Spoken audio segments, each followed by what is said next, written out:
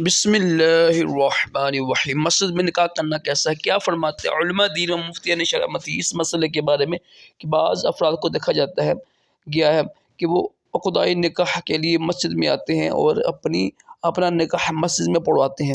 سوال یہ ہے کہ مسجد میں نکاح پڑھوانے میں کوئی حرج تو نہیں ہے؟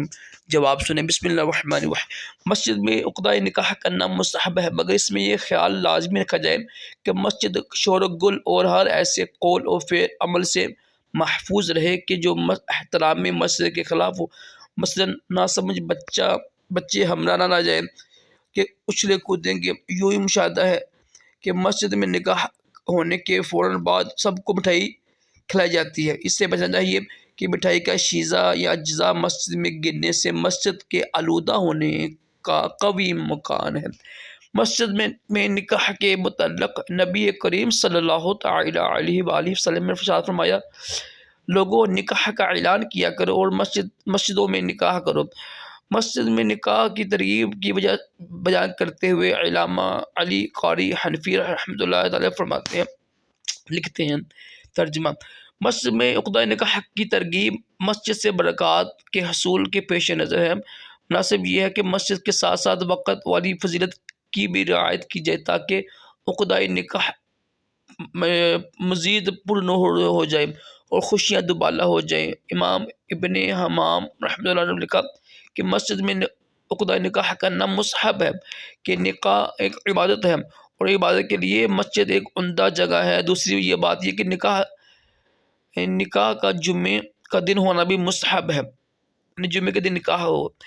علامہ علال الدین لکھتے ہیں کہ نکاح کا اعلان کرنا، خطبہ نکاح کا عقدۂ نکاح سے پہلے ہونا اور نکاح کا جمعے کے دن میں مسجد میں ہونا، یہ سب امور یعنی کام مستحب ہے، بہتر ہیں، اچھے ہیں۔ صدر الشریعہ مفتی محمد امجد علی اعظمی رحمۃ اللہ علیہ لکھتے ہیں، بہار شریف میں لکھتے ہیں، مسجد میں عقدۂ نکاح یعنی نکاح کا خطبہ پڑھنا، نکاح کرنا مستحب ہے، اچھا ہے، مگر یہ ضروری ہے کہ باوقت میں نکاح شور و گل اور ایسی باتیں جو احترام مسجد کے خلاف نہ ہونی چاہیے۔ لہٰذا اگر معلوم ہو نا کہ مسجد کے آداب کا لحاظ نہ رہے گا تو مسجد میں نکاح نہ پڑھوائے۔